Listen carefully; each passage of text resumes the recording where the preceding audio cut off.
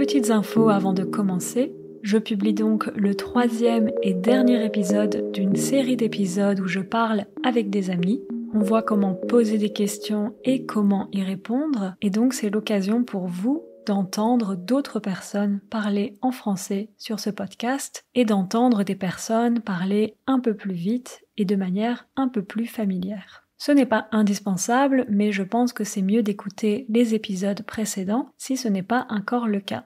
Et comme pour les épisodes précédents, j'ai fait une transcription de cette conversation, donc j'espère vraiment que ça va vous aider parce que c'était pas facile de faire cette transcription comme j'ai déjà expliqué. Voilà, sur ce, je vous souhaite une très bonne écoute. Au premier épisode, on a parlé cinéma, séries et documentaires. Au deuxième, on a parlé musique. Et pour ce 3e épisode, on va parler art, spectacle et loisirs. Loisirs, c'est hobbies. Et en français d'ailleurs, on peut dire des hobbies ou des loisirs. Et on va commencer avec ça d'ailleurs. Première question, c'est quoi tes loisirs préférés ?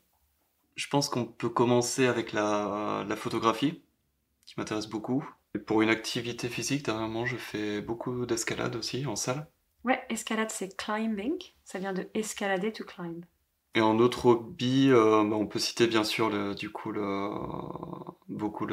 cinéma, la musique, comme on en a parlé dans les épisodes précédents. Et voilà, sinon je vais citer trop de choses. À toi Simon. Moi j'aime bien, dans mon temps libre, j'aime beaucoup écouter de la musique et jouer aux jeux vidéo. Sinon, j'ai pas fait ça depuis très longtemps, mais je fais de la musique. Je vais essayer de me trouver beaucoup plus de temps libre pour en refaire et essayer d'accomplir des projets. Et toi, Nagisa, tes passions ? Ton chat. Mon chat. Kitaro. À part ton chat et tes tam-tams ? Alors de mon côté, mes hobbies, donc j'ai bien sûr le taiko qui est plus qu'un hobby parce que ça fait partie aussi de mon métier. Donc j'en ai parlé la semaine dernière, c'est du tambour traditionnel japonais.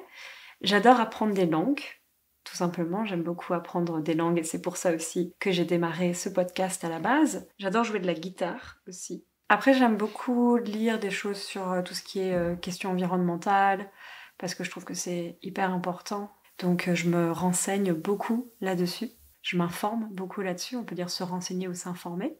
Et puis voyager de manière éco-responsable. J'aime beaucoup voyager aussi, mais donc toujours autant que possible en train. Et j'aime beaucoup marcher, tout simplement. J'aime beaucoup marcher, me balader, c'est un vrai plaisir.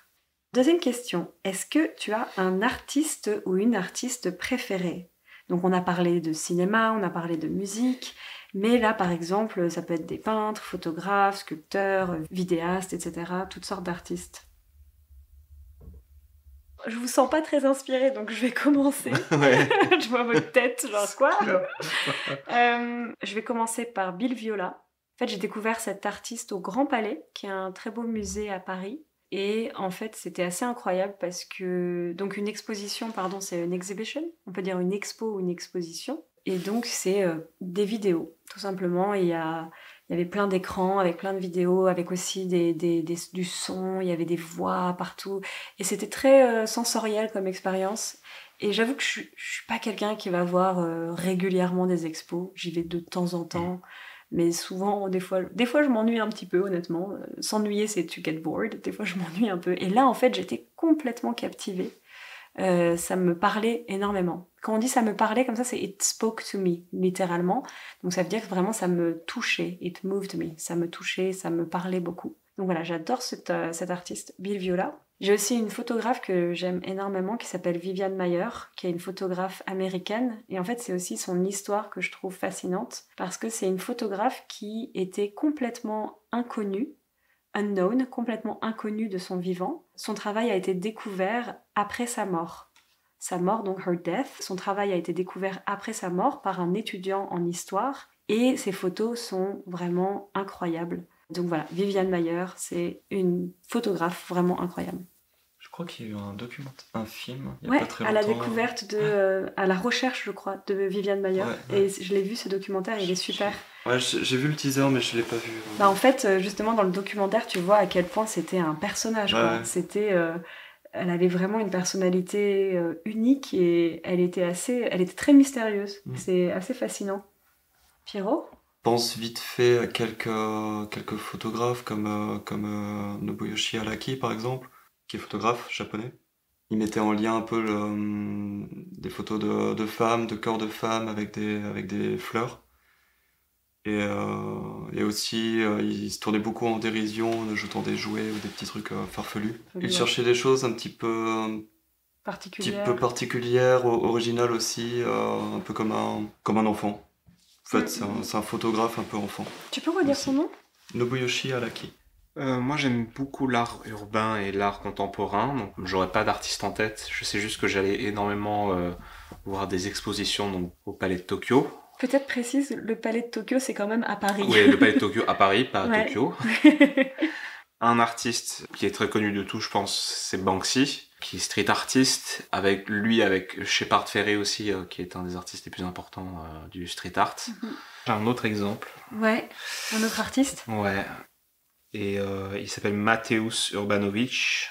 Et il a un truc qui s'appelle Tokyo la nuit.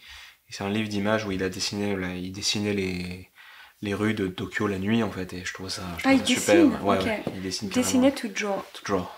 Et j'aurais cette fois un exemple de vidéaste qui s'appelle Karim Debache. Il a une série de documentaires, disons, sur les adaptations de films tirés de jeux vidéo et de films à part entière, mais il fait des tas de thèses dessus et c'est des observations super, ouais. sur et les films. c'est sur YouTube et c'est pris avec beaucoup d'humour et c'est vraiment une série documentaire en lui-même, quoi. Comment ça s'appelle ? Alors, il a 2 séries. Le gars s'appelle Karim Debache. Et il a 2 séries de vidéos qui s'appellent Crossed, donc croisées, et Chroma, qui est une série beaucoup plus longue et plus récente pour le coup. Chroma, donc, trop bien. Voilà. Vous avez des chaînes YouTube que vous appréciez en particulier ? Moi, je connais Guillaume Play qui a une série de vidéos qui s'appelle Légende. Ouais. Et il interviewe des personnalités françaises. Comment il s'appelle ? Guillaume Play. Il était journaliste de radio à l'époque. Cyprien, on peut dire Cyprien fait des trucs bien. Cyprien aussi, ouais. Il y a quelqu'un qui s'appelle Internet Historian. C'est de l'anglais, c'est pas du français pour le coup. C'est vraiment des vidéos informatives, mais qui sont sur le ton très comique. Donc sur de l'histoire. Sur des histoires un peu stupides, ça dépend, mais c'est très drôle comme truc. Voilà. Et toi, Pierrot ? Je regarde beaucoup sur YouTube des vidéos sur de l'artisanat en général. Je me passionne un peu pour plein de formes d'artisanat. Que ce soit la forge, la céramique ou autre. Sur YouTube, je regarde aussi, par exemple, pour citer un français, les chroniques de David Castello-Lopez, qui notamment fait une petite, qui peut être pas mal pour écouter un peu de français un peu simplifié. C'est des petites vidéos de 3 minutes pour, entre guillemets, apprendre des choses, mais avec un petit côté fun. C'est un peu humoristique. Humoristique, mais instructif, et c'est un petit peu son credo à lui. Il est journaliste, mais il essaie de le faire toujours avec une touche d'humour. Du coup, c'est vrai que tout ce qu'il fait est plutôt accessible et voilà. Donc ça peut être bien, en effet, c'est un super conseil. C'est pas trop sérieux, il se prend pas trop la tête, mais c'est instructif quand même. Moi, sur YouTube, je regarde... j'ai une obsession pour les tiny house. Je sais... Mais parce que moi, mon rêve, c'est d'avoir une tiny house et d'avoir une tiny house autosuffisante, donc self-sufficient, autosuffisante. Qu'est-ce que je regarde d'autre ? En français, je conseille Arte. Ils ont aussi une chaîne YouTube. T'en as parlé la semaine dernière. C'est une super chaîne française qui fait plein de programmes intéressants et donc ils ont une chaîne YouTube. Après, c'est un peu avancé quand même, donc ça peut être un peu difficile. Tous leurs documentaires sont sur leur site directement aussi. Exactement, ouais. Tout est accessible. Après, ça dépend peut-être de où vous habitez. Je pense que c'est accessible dans toute l'Europe au moins. Et avec un VPN sinon. Et sinon avec un VPN, mais je pense que c'est même accessible pour tout le monde. Ouais, et j'adore regarder aussi Our Changing Climate. C'est une chaîne sur des questions environnementales qui est vachement bien. Moi j'ai un truc français, un truc et un truc américain. C'est Usul 2000 et c'est un youtubeur, il a fait des tas de trucs déjà. C'est un peu geek, il y a de tout en fait, il parle de beaucoup de choses. Et il a aussi une série de vidéos sur Mediapart qui est beaucoup plus politique. Comment il s'appelle ? Usul. Il peut taper Usul et USUL. USUL. Voilà, sur YouTube. Ok, Usul. Il va tomber sur un tas de trucs. Trop bien. Ouais. Alors, est-ce que vous avez un musée préféré ? Un musée où vous aimez bien aller, à Paris par exemple, ou même en dehors de Paris ? La Maison européenne de la photographie. Ah oui, c'est un super musée. Ouais. Un musée spécialement photo, mais qui a toujours des expos photos très, très intéressantes. La Maison européenne de la photographie, super musée en effet. Toi Simon ? Le Palais de Tokyo, à Paris. Ouais, bah oui, t'en as parlé tout à l'heure. Palais de Tokyo, à Paris. Super endroit, il y a un tas de choses qui se passent. Après, j'ai connu l'endroit à ses débuts. Quand j'étais plus petit, ça rouvrait, il n'y avait pas grand-chose, mais c'était très humble, et c'était vraiment des trucs... c'était un musée d'art alternatif très libre. Trop bien.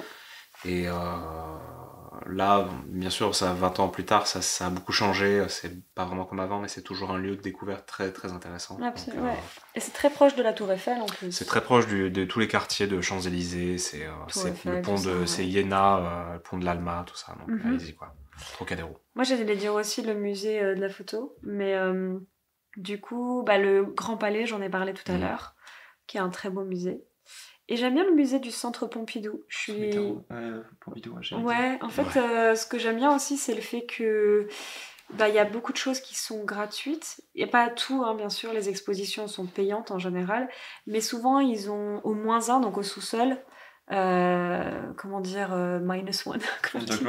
underground, ouais, dans le sous-sol du musée, il y a souvent des expos photos, etc., qui sont gratuites, et ils ont aussi une bibliothèque qui est gratuite. Une bibliothèque, c'est a library, une bibliothèque, et j'y allais très souvent quand je faisais mes études. J'allais souvent à la bibliothèque du Centre Pompidou. Et aussi, tout en haut du Centre Pompidou, vous avez une très belle vue sur Paris. Il y a un beau panorama tout en haut, et c'est pareil, c'est accessible gratuitement. Ensuite, est-ce qu'il y a un spectacle qui vous a particulièrement marqué ? Ça peut être un spectacle de danse, de l'opéra, du théâtre, de la magie, un stand-up. Moi, j'ai vu Billy Elliot à New York, à Broadway. C'était vraiment une expérience... Donc comédie musicale. Ouais, c'était il y a 10 ans que j'ai vu ça, et c'était vraiment y mettre le paquet à Broadway. Hein. C'est pas des blagues, hein. C'est vraiment... c'est fou. Et j'ai vu pas mal de one-man show, des trucs comme ça. Que t'as bien aimé aussi. Ouais. Le dernier que j'ai eu, c'était Paul Taylor. Ouais. C'était sympa. Trop bien. Et toi, Pierrot ? Je vais pas en avoir pour le coup, je vais pas trop voir de spectacle. Je projette quand même dans l'année d'aller une fois à l'Opéra Garnier pour aller voir une pièce de... Un ballet. Ouais, c'est une expérience. J'avais été quand j'étais toute petite, j'étais allée voir Casse-Noisette. Ouais. C'était assez impressionnant. Moi, de mon côté... Moi, j'ai vu, pareil, une comédie musicale, Chantons sous la pluie, Singing in the Rain.